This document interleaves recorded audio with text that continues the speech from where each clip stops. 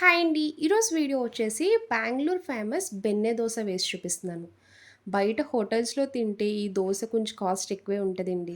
నేను మెయిన్‌గా హోటల్స్‌కి ఎక్కువ వెళ్ళినా ఈ బెన్నె దోస ఆర్డర్ పెడతాను. చాలా బావుంటది.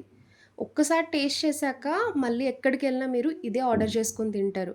ఇంట్లో కూడా ఈజీగా చేసుకోవచ్చండి. నేను చేసిన ప్రాసెస్‌లో చేయండి అచ్చం అదే టేస్ట్ వస్తది. కాంబినేషన్‌గా కొబ్బరి చట్నీ అయితే ఇంకా అదుర్స్. చాలా చాలా బావుంటది. డెఫినెట్‌లీ ట్రై చేయండి. చూసారు కదా! పైన క్రిస్పీగా లోపల స్టఫింగ్ ఆలు మసాలా సాఫ్ట్‌గా తింటూ ఉంటే చాలా బావుంటదండి. ఇంకా లేట్ చేయకుండా ఈ బెన్నె దోస ఎలా చేయాలో ఒకసారి చూద్దాం రండి. ఇప్పుడు ముందుగా పప్పు నానపెట్టుకోవాలి. ఇలాంటి ఒక బౌల్ తీసుకొని మెజరింగ్ కింద కప్ అయినా, గ్లాస్ అయినా తీసుకోండి. నేనైతే గ్లాస్‌తో కొలిచి వేసుకుంటున్నానండి. 3 గ్లాసుల వరకు రేషన్ బియ్యం వేసుకోండి. చూసారు కదా వీడియోలో చూపిస్తున్నట్టు. దోస రైస్ అంటారు కదా! ఆ రైస్ అయినా వేసుకోవచ్చు. ఒక గ్లాస్ మినపగుళ్ళు, 2 స్పూన్లు పచ్చిశనగపప్పు వేసుకోండి. హాఫ్ టీ స్పూన్ మెంతులు, ఒక గ్లాస్ వరకు అటుకులు వేసుకోవాలి. ఇదే కరెక్ట్ మెజర్‌మెంట్ అండి.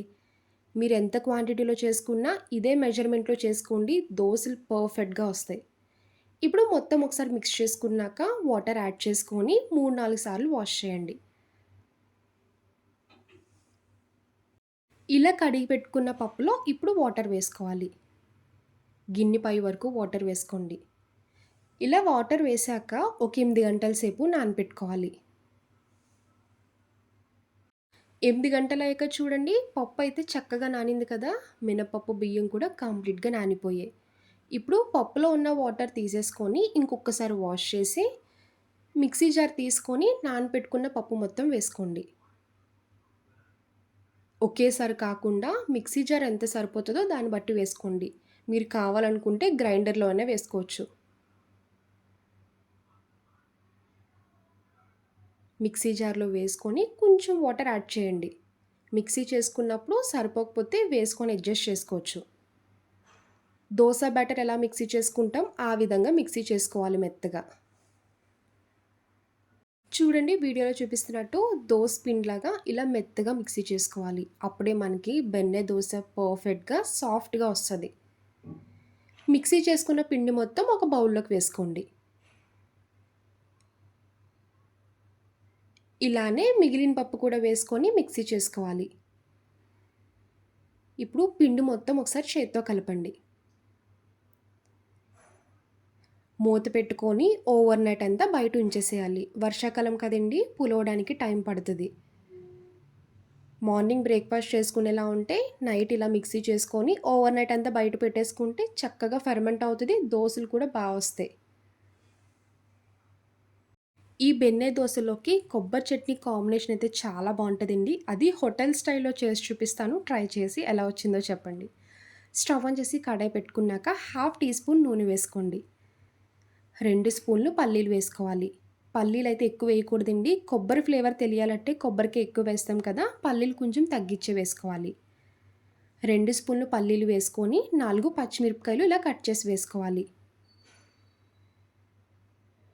పచ్చిమిర్చి, పల్లీలు ఇలా ఫ్రై చేస్తున్నప్పుడే ఒక స్పూన్ పుట్నాల పప్పు వేసుకోండి. చూడండి పచ్చిమిర్చి ఇలా లైట్‌గా కలర్ చేంజ్ అవ్వాలి. ఇప్పుడు ఇంకా స్టవ్ ఆఫ్ చేసుకోండి. కొంచెం చల్లారాక అప్పుడు మిక్సీ జార్‌లో వేసుకోవాలి. ఇలా మిక్సీ జార్‌లోకి వేసుకున్నాక ఒక కప్పు వరకు పచ్చి కొబ్బరి వేసుకోండి. అప్పటికప్పుడు ఫ్రెష్‌ది వేసుకోండి. చట్నీ టేస్ట్ చాలా బావుంటది. 3 వెల్లుల్లి రెబ్బలు, కొంచెం చింతపండు, టేస్ట్‌కి తగ్గ ఉప్పు వేసుకొని వాటర్ యాడ్ చేసి మిక్సీ చేసుకోవాలి. చట్నీలోకి ఇలా తాలింపు వేసుకొని కలుపుకోండి. నేనైతే ముందుగానే తాలింపు ఫ్రై చేసి పక్కన పెట్టుకున్నాను. ఈ కొబ్బరి చట్నీలోకి కాంబినేషన్‌గా ఇడ్లీ, దోస చాలా బావుంటదండి. ఇప్పుడు ఈ చట్నీని పక్కన పెట్టుకోండి. ఇప్పుడు ఆలు మసాలా చేద్దాం. స్టవ్ ఆన్ చేసి కడాయి పెట్టుకున్నాక 1:30 స్పూన్ నూనె వేసుకోండి. ఇందులో తాలింపులు వేసుకోవాలి. ఆవాలు, జీలకర్ర, శనగపప్పు అంతే ఇంకేం వేయకూడదండి. ఇలా తాలింపు ఫ్రై చేసుకున్నాక ఇందులో కొంచెం అల్లం తీసుకొని చిన్నగా కట్ చేసి వేసుకోండి. అల్లం ఫ్లేవర్ తెలుస్తది. 2 ఉల్లిపాయలు, 4 పచ్చిమిర్చి వేసుకోండి. ఈ మసాలాలో కారం యాడ్ చేయమండి. పచ్చిమిర్చి కారంతోనే స్పైసీ తెలుస్తది. కరివేపాకు వేసుకొని ఫ్రై చేయాలి. ఉల్లిపాయలు కట్ చేసినప్పుడు కూడా ఇలా పొడవుగా కట్ చేసుకోండి. ఉల్లిపాయ, పచ్చిమిర్చి ఒక 50% కుక్ అయ్యే వరకు ఫ్రై చేసుకోవాలి. ఇప్పుడు ఇందులో పావు టీ స్పూన్ పసుపు, చిటికెడు ఇంగువ వేసుకోండి. మొత్తం ఒకసారి కలుపుకున్నాక టేస్ట్‌కి తగ్గ ఉప్పు వేసుకోవాలి. ముందుగా ఉడకపెట్టి పక్కన పెట్టుకున్న బంగాళదుంపలు వేసుకోండి. నేనైతే 3 వరకు తీసుకున్నానండి. ఇలా మెత్తగా స్మాష్ చేసి వేసుకోండి. బంగాళదుంపలు వేశాక మీడియం ఫ్లేమ్‌లో పెట్టుకొని మొత్తం కలిసేలాగా ఒక 2 నిమిషాలు కుక్ చేసుకోవాలి. లాస్ట్‌లో కొంచెం కొత్తిమీర వేసుకోండి. కొత్తిమీర వేసి ఒకసారి కలిపాక ఇంకా స్టవ్ ఆఫ్ చేసుకోవాలి. మీకు ఎక్కడైనా బంగాళదుంప ముక్కలా కనిపిస్తే గరిటతో మెదిపేసుకోండి సరిపోద్ది. చూడండి ఆలు మసాలా రెడీ అయిపోయింది కదా! ఇప్పుడు ఈ మసాలాని పక్కన పెట్టండి. నేనైతే మార్నింగ్ బ్రేక్‌ఫాస్ట్ చేసుకోవడానికి నైట్ అంతా బయట ఉంచేసానండి. చూసారు కదా పిండి ఎంత చక్కగా ఫెర్మెంట్ అయిందో. ఇలా పైకి పొంగిందంటే దోసలు మనకి పర్ఫెక్ట్‌గా వస్తాయి. ఇప్పుడు గరిటతో మొత్తం ఒకసారి కలపండి. ఇదే పిండితో మీరు గుంట పొంగనాలు వేసుకోవచ్చు. ఎగ్ దోస, మసాలా దోస, ఆనియన్ దోస ఎన్ని రకాల దోసలైనా ఇదే పిండితో వేసుకోవచ్చండి. చక్కగా చాలా వస్తాయి. ఇప్పుడు కొంచెం పిండి సెపరేట్ చేసుకోండి. మిగిలిన పిండి ఫ్రిడ్జ్‌లో పెట్టుకొని ఎప్పుడు కావాలనుకుంటే అప్పుడు తీసుకొని వేసుకోవచ్చు. మీకు పిండి పులవకపోతే మాత్రం ఇలా దోసలు వేసుకున్నప్పుడు చిటికెడు వంట సోడా వేసుకోండి. వంట సోడా వేసుకున్నా కూడా దోసలు సాఫ్ట్‌గా వస్తాయి.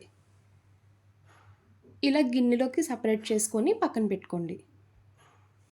ఇలా పిండి బౌల్లోకి సెపరేట్ చేసుకున్నాక ఇందులో టేస్ట్‌కి తగ్గ ఉప్పు వేసుకోండి. హాఫ్ టీ స్పూన్ పంచదార. పంచదార వేయడం వల్ల దోస కలర్ అనేది రెడ్డిష్‌గా కనిపిస్తది. ఇప్పుడనే కదండీ ఎప్పుడు దోసలు వేసుకున్నా పావు టీ స్పూన్ గాని, హాఫ్ టీ స్పూన్ అయినా పంచదార వేయండి. దోసలన్నీ కూడా కలర్‌ఫుల్‌గా కనిపిస్తాయి. ఇప్పుడు పైన కొంచెం వాటర్ యాడ్ చేసుకొని పిండి మొత్తం ఒకసారి కలపాలి. ఇప్పుడు బెన్న దోస వేసుకోవడానికి స్టవ్ ఆన్ చేసి ఇలా పాన్ పెట్టుకున్నాక ఒకసారి వాటర్ స్ప్రింకిల్ చేయండి. ఇలా టిష్యూతో క్లీన్ చేశాక దోస వేసుకోవాలి. ఇలా గరిటెతో దోస వేసుకొని కొంచెం పల్చగా ఒత్తండి. ఇలా చిన్న సైజే వేసుకోవాలి. దోస వేసుకున్నాక 50% కుక్ చేసుకున్నాకే అప్పుడు కొబ్బరి కారం వేసుకోండి. ఈ కొబ్బరి కారం ఆల్రెడీ మన ఛానల్‌లో చేసి పెట్టానండి. ఎవరికైనా లింక్ కావాలనుకుంటే లింక్ అని కమెంట్ చేయండి. డిస్క్రిప్షన్‌లో ఇస్తాను. ఈ బెన్నె దోస మీరు కుక్ చేసినప్పుడు మాత్రం ఆయిల్ గానీ, ఘీ గానీ అస్సలు వాడకూడదు. ఓన్లీ బటర్‌తోనే కుక్ చేయాలి. అప్పుడే దీని టేస్ట్ తెలుస్తది. కొబ్బరి కారం వేసుకున్నాక ఇలా బటర్ వేసుకోండి. బటర్ వేయడం వల్ల ఈ దోస టేస్ట్ అయితే మాత్రం అచ్చం హోటల్ టేస్ట్ వస్తదండి. చాలా బావుంటది. ఇలా దోస గోల్డెన్ కలర్ కింద కుక్ అయ్యాక ఇప్పుడు లోపల మసాలా పెట్టి వన్ సైడ్ ఫోల్డ్ చేసుకొని అప్పుడు ప్లేట్‌లోకి సర్వ్ చేసుకోవాలి. చూడండి చాలా ఈజీగా వచ్చేసింది కదా! ఇప్పుడు మిగిలిన అన్ని దోసలు కూడా అలానే వేసుకొని కుక్ చేసి ప్లేట్‌లోకి తీసుకోండి. చూసారు కదండీ! బెంగుళూరు ఫేమస్ బెన్నె దోస. ప్రాసెస్ ఏదో పెద్ద కష్టం అనుకుంటారు కానీ చూసారు కదా! చాలా సింపులే. రెగ్యులర్‌గా దోసలు ఎలా వేసుకుంటాం అలానే కానీ ఘీ ఆయిల్ వాడకుండా బటర్‌తో కుక్ చేస్తేనే ఈ దోస టేస్ట్ అన్నది చాలా బావుంటదండి. ఇంటికి ఫ్రెండ్స్ వచ్చినా, రిలేటివ్స్ వచ్చినా స్పెషల్ బ్రేక్‌ఫాస్ట్ పెట్టాలంటే ఈ బెన్నె దోస పెట్టండి నిజంగా ఫిదా అయిపోతారు. చేసుకున్న దోసలన్నీ ఇలా ప్లేట్‌లోకి వేసుకోండి. రెడీ చేసుకున్న కొబ్బరి చట్నీ వేసుకొని తినండి. చూసారు కదా! చూస్తుంటేనే నోట్లో నీళ్ళూరిపోతున్నాయి. క్రిస్పీగా లోపల మసాలా తగులుతూ ఉంటే టేస్ట్ అయితే మాత్రం అమృతంలా ఉంటదండి. చాలా బావుంది. డెఫినెట్‌లీ ట్రై చేసి ఎలా వచ్చిందో కామెంట్ చేయండి. చూసారు కదా! బెంగుళూరు ఫేమస్ బెన్నె దోస. నా వీడియో మీకు నచ్చితే లైక్ చేసి షేర్ చేయండి. ఫస్ట్ టైమ్ చూసేవాళ్ళు ఎవరైనా అయితే ప్లీజ్ అండి ఛానల్ సబ్స్క్రైబ్ చేయండి. బాయ్ అండి.